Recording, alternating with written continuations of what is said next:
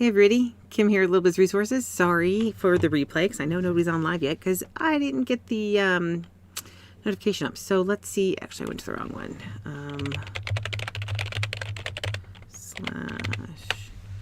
/ YouTube, go to the right channel, and we are live. Hopefully not blaring anything. I'm assuming that there's sound, but again, I have no sound on my computer, so let's double check that. Because last time, my computer says it's working. I just can't verify that quite yet. Yep, and there it is. So there we go. All right, so today, oh man, why does it do that? That took too long. Now I have to reopen my, there we go. All right, so today let's talk about marketplaces. Again, I know this has been on my mind a lot, and it's funny because I wanted to talk about something different, but I keep getting sucked into marketplaces because that's what our focus is right now. So I think that's what we're going to have to talk about live for a while unless somebody comes up with something specific they want me to talk about. But the problem with marketplaces is the same thing as the reason why it's a benefit, right? And it's that you get a lot of traffic, but you can also get a lot of traffic to other people. And that's really what we're going to look at right here, is that there are pros and cons to different marketplaces. But because of the way that marketplaces have started to go, it depends on what you're selling, really, on whether a marketplace is good for you or not. So let's look at, we're going to use Etsy, and Amazon does the similar thing here. If I can get the right thing here. So we're going to look at Etsy, and we're going to say, oh my gosh, my wrist is killing me. You have a listing, right? So you have a listing that you pay for. Now, Amazon's the same way, where you are paying for access to listings, I guess. And so you can have a lot more than you can with Etsy. So you should keep that in mind, is that if you are able to sell on Amazon, then you should consider selling on Amazon for a cheaper price than if you're selling on Etsy, right? And that's just because Etsy has listing fees and you're paying 20 cents and blah, blah, blah. We're going to have a whole article on that, but it is very difficult to make them even out because they're different. But let's just say these are both the same, right? So you have a listing, and so you have your product, you've got your information, and you have your price right here, right? Now, what they've been doing, and this is part of the disadvantages of Etsy and Amazon, is that Amazon, not so much. Etsy does this. So let's say you have a product. Of course, you have a product. It's hard for me to do both, sorry. You have a product and you've sent them you're on Pinterest, let's say. This is the biggest challenge with Etsy. You have a product and you're like, okay, I'm going to send people from Pinterest, and I'm going to send them over here from Pinterest, and I'm going to send them to my Etsy listing. Well, you have, I don't know, 30, 40, 50% chance. I don't know what the odds are. We don't know what triggers and what doesn't trigger it, right? But what'll happen is, you saw your listing was there before. You're going to have product recommended by Etsy, and these are all sponsored, right? So these are ads. And then you have your product here with your information and your price, right? So what you're doing now is, when you're doing your marketing, you're sending them to Etsy, and Etsy is saying, oh, before you even look at the product that brought you in here, let me show you all of these other ones. Right? So this is the challenge you have with marketplaces. Amazon does the same thing, except I don't think they put it up top. Instead, what Amazon does is that you have your product, and then you have sponsored products below. And so you're like, well, who cares, Kim? I'm handmade. If I'm on Etsy, nobody has what I have. That's what you think, but somehow everybody ends up having what everybody has. And I don't disagree with that.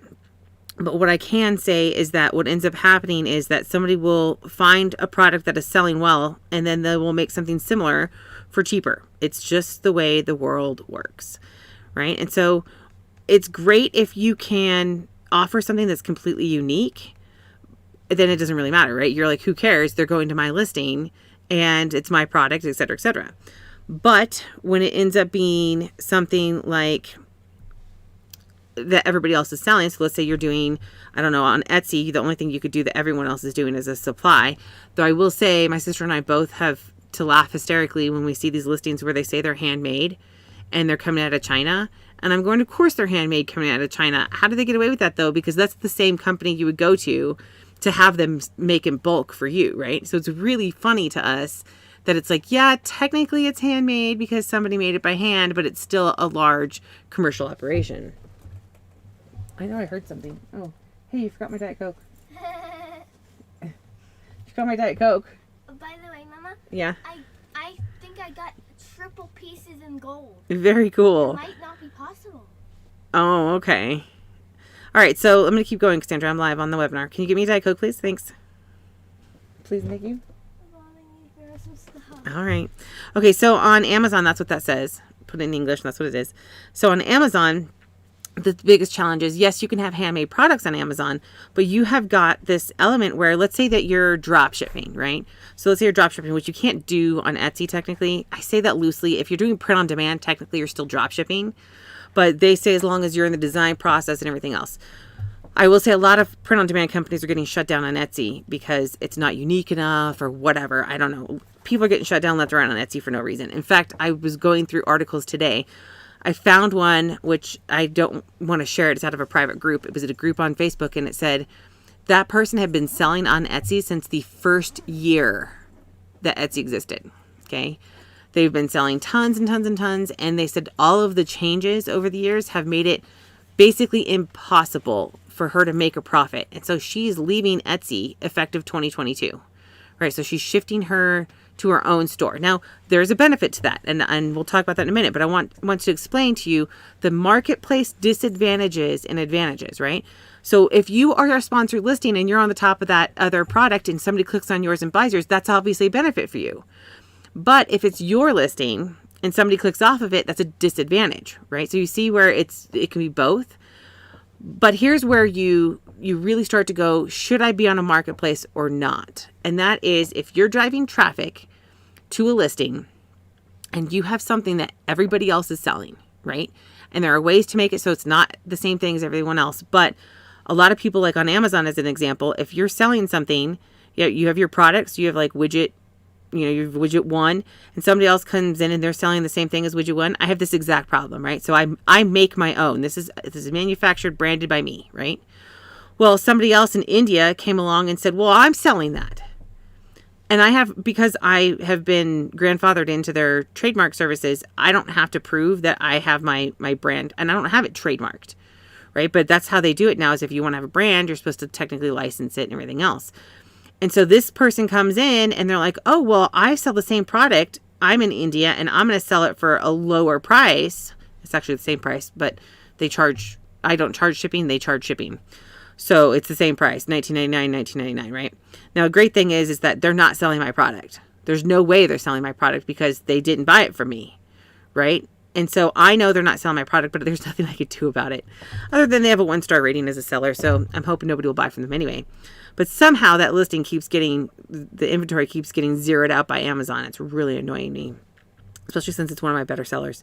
So you see what I mean? Somebody's always going to find a way to say, oh, I'm selling the same thing. Now, Etsy, people can't list on your listing like they can on Amazon.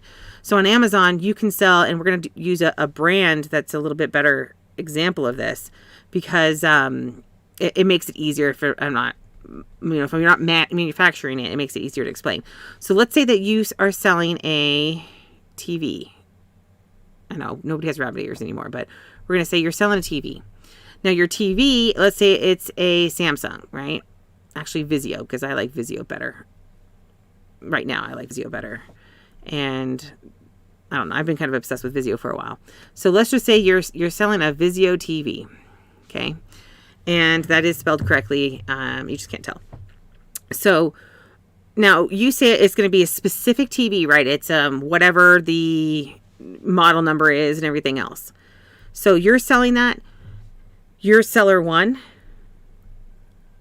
Then there's another seller selling it. And then another seller selling it. And what happens is that you are trying to get in the buy box, which means that yours is the one that when people hit add to cart, that it goes into the buy box. Now, multiple people, because I've noticed this and I sell my own products, so I don't understand how people, again, are getting on my listing and able to sell products, but whatever. So I still have to compete, even though it's my own product. I have to compete with the other person on my listing. So there's a lot of different variables and factors that play a role in this. And that is mostly, you've got to think about there's factors you can't control, right? So if you're selling it, and let's say you're even drop shipping it from somewhere, you're going to say maybe that you say you're in Texas, right? Seller 1 is in Texas, seller 2 is in New York, and seller 3 is in California. Now, if somebody in Montana looks at it, that's really bad. I don't know where Montana is. Let's say somebody in Nevada, that's close to California. It's actually right next to it, for those who don't know. And believe it or not, when I went to Georgia once, people did not know where Nevada was. They thought it was part of California. I had to explain it was its own state. Boo. So anyway, so we've got, if you're in Nevada and you're going to Amazon and you're like, hey, I want to buy this TV. Now, you could be the best seller and you're in New York and you're like, hey, I'm the best seller. I have 5 stars. But they're all the same price too. In this case, they're all the same price. I have 5 stars. I have, tons of glowing reviews. I sell all the time. I have more sales, et cetera, et cetera. And guess what's going to happen? California is going to get shown to them. Why? Because Amazon's got to ship it to them, right? So whether you're drop shipping it or it's fulfilled by Amazon, whatever you decide to do, let's say that the variables are all the same, then they're going to go with the closest location. There's no way you can control that. Right? There's no way you can control that. Actually, there is, but we won't talk about that today. So instead, what they do is they go by, okay, what's our closest warehouse? Whoever's product is in the closest warehouse, if you're doing fulfilled by Amazon, is the one that gets shown to them. So again, you have no control over this. So even if you're doing FBA and you're doing everything you're supposed to do right on Amazon, you are going to get penalized just simply because you have no control over the elements. So there's variables for all of these. Walmart has things. They're doing fulfilled by Walmart stuff now. I can't remember what they called it. I just got an email the other day reminding me about it. And I'm like, yeah, there's a whole reason why I don't do that. So there's definitely difficulties and challenges with selling on marketplaces. And the main one being that if you were selling a product that's the same as everybody else, then you're competing on variables you can't control as well as price, right? So you're competing on price. And if you're competing on price alone, you're not going to win. There will always be somebody that comes in and undercuts you. It's just the way it is. So now let's say that you have your own unique product. We're going to go unique product, which if you go, Kim, I don't make stuff like you do. That's okay. Guess what? Print on demand, right? That's a unique product. You've designed it or had it designed or whatever. Now, of course, we'll talk about, we've talked about print on demand, how you can be on Etsy with it, how you shouldn't be on Etsy with it, when you shouldn't, etc. But print on demand is a great way. And we've talked about this. We have an entire series of videos on this if you're interested, on how you can, design stuff. They make the product and they send it to people for you.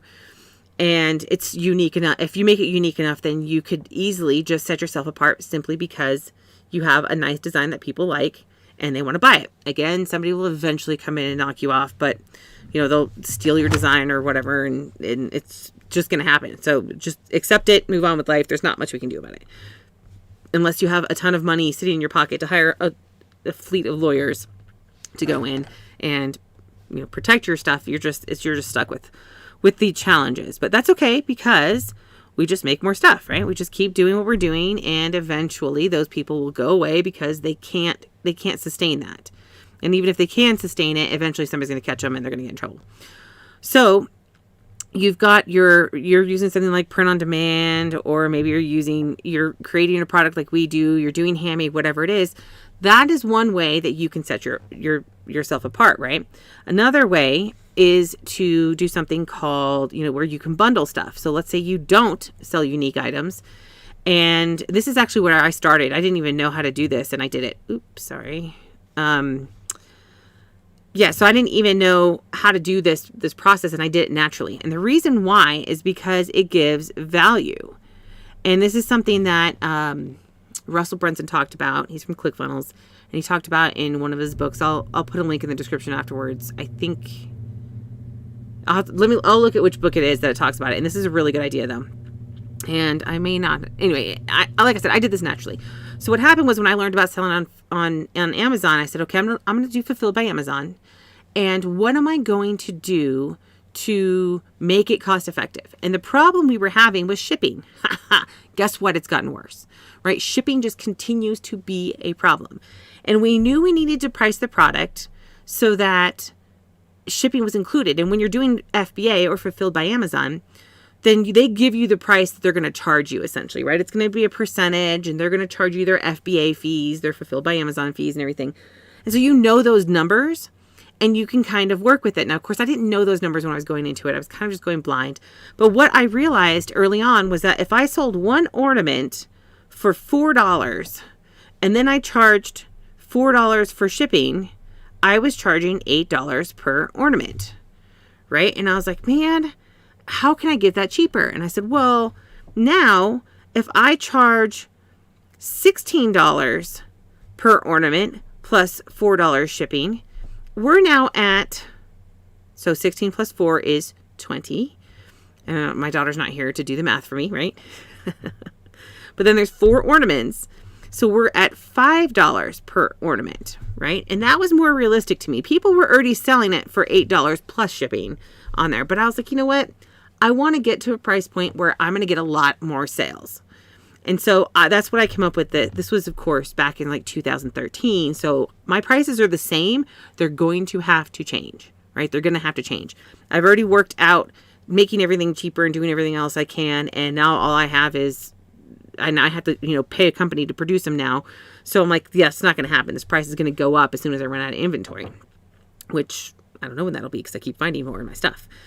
But let's just say, soon enough, I'm going to have to raise that. But this is the same concept, right? So the amount you need to sell it for, right? I need to sell it for $4.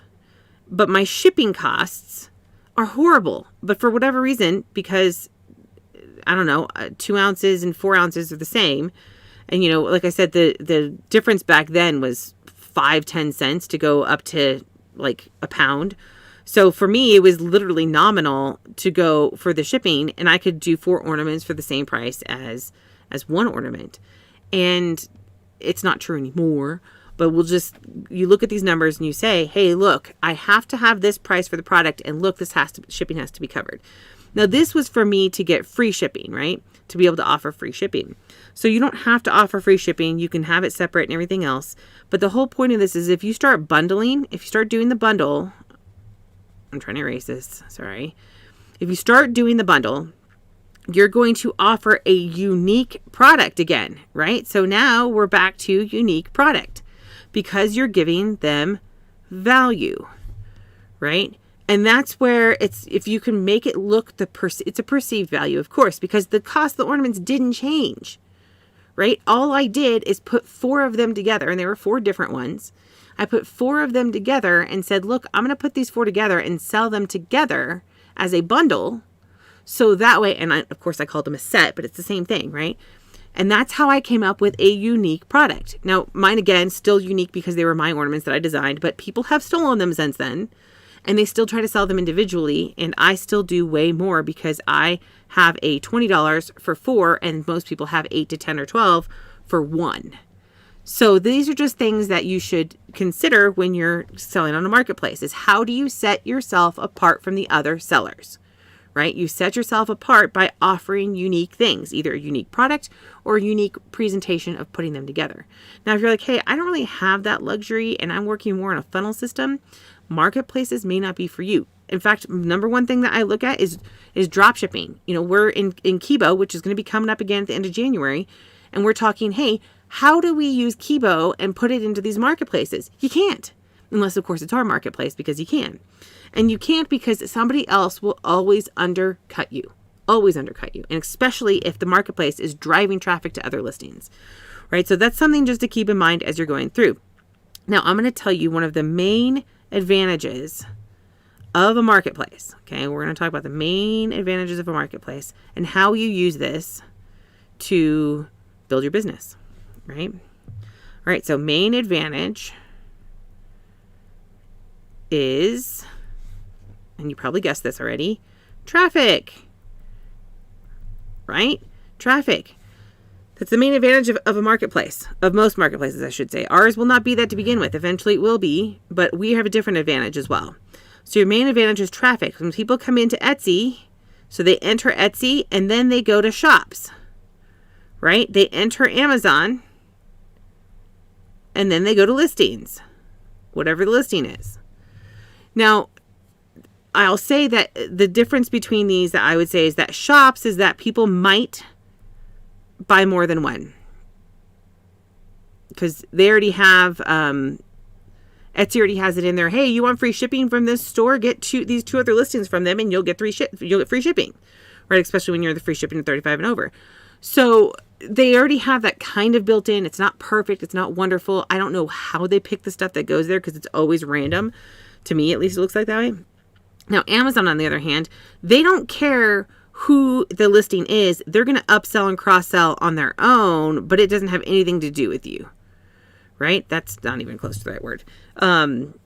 So this is where you have advantages, is that they're coming in through Etsy, they're coming in through Amazon, they're going to these things. Now, when you're on your own site, what happens is that you have to drive traffic to your site and then do the upsell, cross-sell, etc., right? And this is much harder to do as your own website. Finding that traffic initially is much harder to do than it is just listing on Amazon. So I'm not going to tell you, there's no way for me to know if you sell on Amazon or Etsy if you'll make a sale.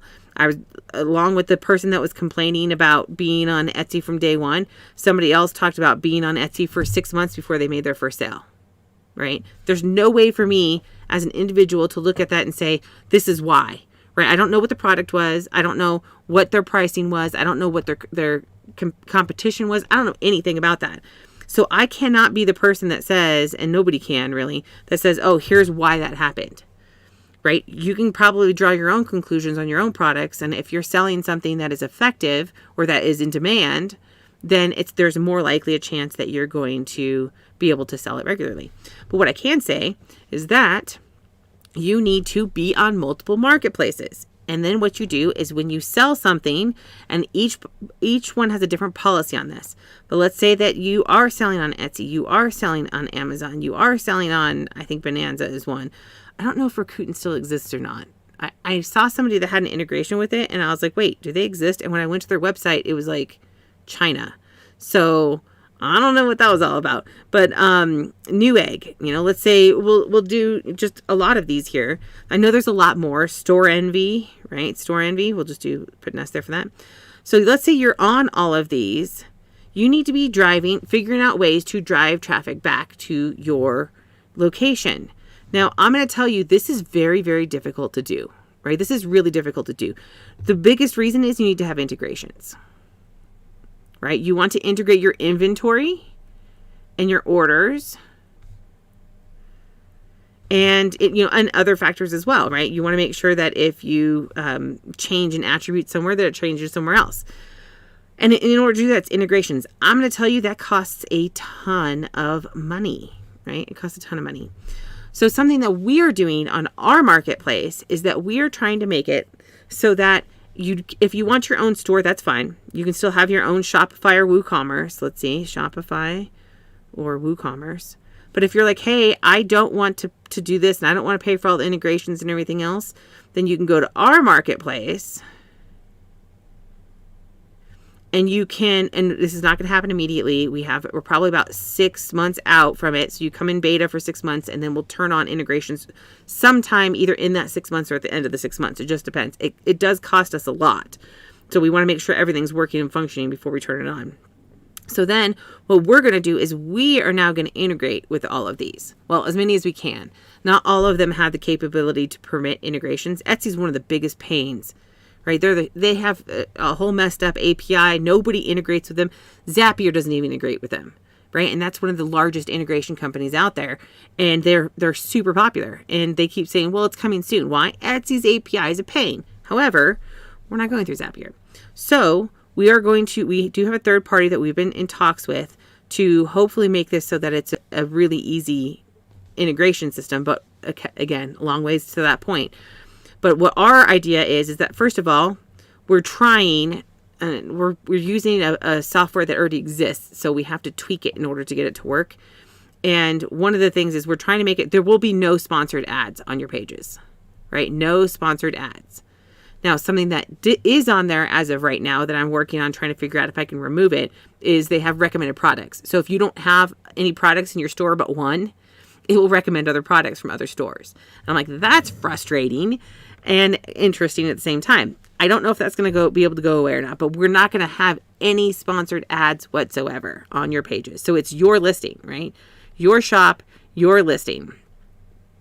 The other thing I'm looking at is, I believe, and I'm still testing this out, but we're going to be able to not just integrate with these marketplaces here, but we're going to be able to integrate with true email marketing. Now, Etsy as an example, currently allows you to integrate with Aweber. It's the only connection that integrates directly with Etsy, and it's weird. But Christy and I, my sister and I, are not really Aweber fans because it's just different than what we're used to, right? So we're going to integrate with different email marketing ones. Why do I keep clicking that? Sorry. Email marketing ones. So guess what?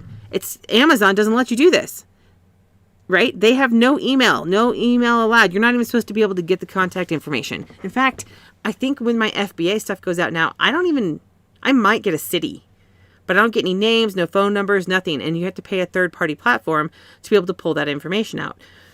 This is not going to change that, right? Our marketplace is not going to change that. We have nothing to do with the way that Amazon does that. If that's something you want to do and you want to try to pull their information and violate their policies, that's your prerogative.